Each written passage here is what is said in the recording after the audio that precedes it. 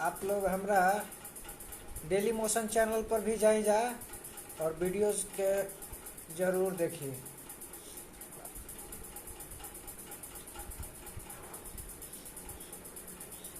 यहाँ से सर्च करिए WPT ऑफिशियल स्टूडियो, तुरंत हमार खोल जाइए, गाना जरूर सुनिए।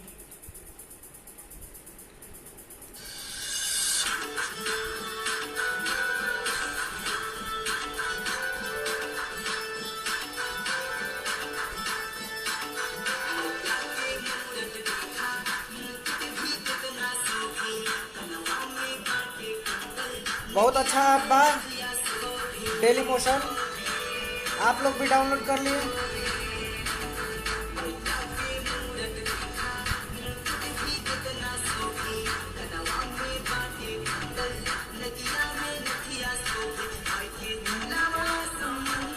से गहरा बा, समुंदर से गहरा बा, हे मैया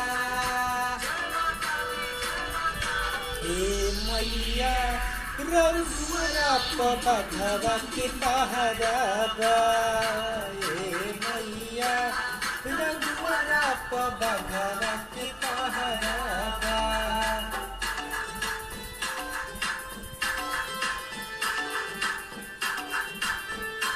भाई लोग विदा लेते, गुड नाइट, स्वीट ड्रीम्स।